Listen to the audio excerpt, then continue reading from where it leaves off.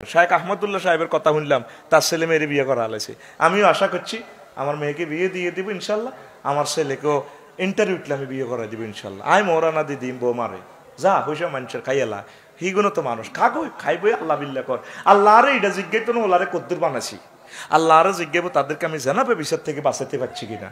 ও কলিজার টুকরারা, ও এলিট শ্রেণীর ধনীরা যারা শুনছেন কথা, আপনারা তো বোঝেন কয় টাকা খাইব দুইটা ছেলে মেয়ে। আপনি একটা মেয়েরে ফাইললে তো একটা আপনার বরকতে, আপনার পয়সার বরকতে ও অফিসার ভাই, আর একটা মেয়েরে যদি আপনার ছেলেটারে বিয়ে করান, আপনার পয়সার বরকতে যদি একটা মেয়ে জাহান্নাম থেকে বাঁচে, জেনার থেকে সেও বাঁচলো, আপনার ফোলাটাও বাঁচলো, সব আপনি পাইবেন।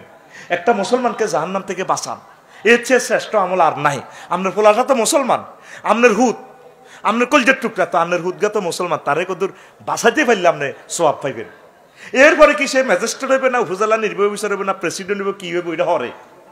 তবে আগে তার চরিত্রকে সেভ করেন। ইহুদি নাসারাদের পলিসি হচ্ছে চরিত্র ধ্বংস করা। চরিত্র ধ্বংস হইলে স্বাধীনতাও শেষ, ইমানও শেষ। ইসরায়েলের সৈন্যরা এই মহিলা সৈন্য আর পুরুষ সৈন্য একসাথে থাকে, তো এটার সাথে হামাস হুতি হেজবুল্লাহ ফাইট করতেছে। কতক্ষণ ছেলেমেয়েরা চরিত্রটা রাখবো কন আমনে? আপনার তো একটা জীবন পার হয়ে আছেন পদ্মা মেঘনা যমুনার মতো উত্তাল সেক্স, উত্তাল তরঙ্গমালা আপনি পার হয়েছেন। কলিজার অফিসার, কলিজার শিক্ষক, ইউনিভার্সিটির টিচার ভাইরা নিজের প্রশ্নটা করেন, আপনার ছেলে, আমার ছেলে, আপনার মেয়ে, আমার মেয়ে, এইভাবে কি তারা শয়তানের সাথে ফাইট করে থাকতে পারবে? ফাইট করে থাকার কোনো দরকার নেই। সবচেয়ে সহজ পদ্ধতি, নিরাপদ পদ্ধতি হচ্ছে বিয়া। এই জন্য বিয়েকে আল্লাহ বলছে ক্যান্টনমেন্ট, ওয়াল মুহসানাতু মিনান নিসা। যারা বিবাহিত রমণী তারা ক্যান্টনমেন্টের ভিতরে আছে। সত্য তো ঢুকা দূরের কথা, ইয়ে না অস্ত্র থায় ঠাস করে মারিয়ে লাইব। লিল্লাহি তাকবীর। মহাগ্রন্থ আল কোরআন আপনাদের গাইড বুক কি বলছে? মহাগ্রন্থ আল কোরআন মহিলাদের বেলায়, পুরুষের বেলায় যারা বিবাহিত নারী পুরুষ তারা মুহসিন, তারা ক্যান্টনমেন্টের ভিতরে আছে। ইবলিসে যাওয়া তো দূরের কথা, ইবলিসের এনে অস্ত্র মারিয়ে লাইব। তাহলে বিয়ে হইলো ক্যান্টনমেন্ট, বিয়ে হইলো। আর আনা কই না স্টাবলিশ হোক না, মেয়ে মাস্টার ডিগ্রি পাস করছে তো ঢাবি থেকে, নিজের পায়ে নিজে একটু দাঁড়াক না। এরপরে জীবন যৌবন তো শেষ, 38 বছর পরে এরপরে বিয়া। এরপরে খালি হোলা বাসে, হোলা যেন 100 মিল তো সিরে জানবো, হাত ফুট 9 ইঞ্চি হোলা হচ্ছে, মিলে তো না, বুড়ির বিয়েও নাই তৎকালীন। এরপরে আর বিয়েও বইয়ে না কোন, আর ধরে আমি যেমন আছি তেমন থাকবো, বউ হবো না রে।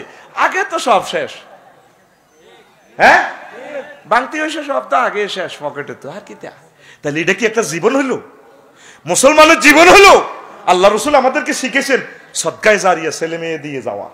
ছেলে মেয়ে দিয়ে যাওয়ার মতো সম্পদ আর নিয়ামত সদকায়ে জারিয়া দুনিয়াতে আর নাই।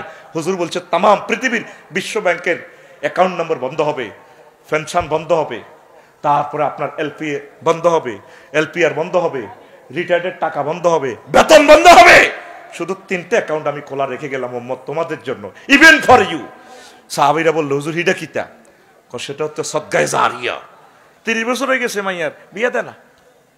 যারা যদি যারা বিয়ে দেন না, আমাদের ফ্যামিলিতে না 30-এর আগে বিয়ে নেই তো।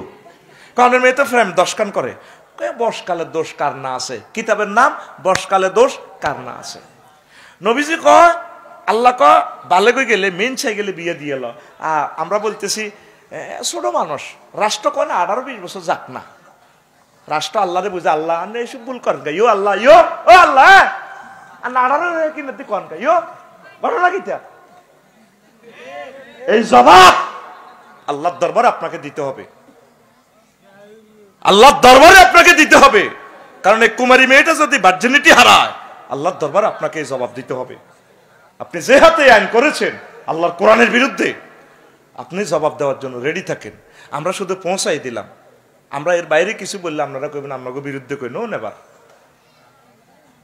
বাচ্চা কাচ্চা বিয়ের উপযুক্ত গেলে করা নেবেন।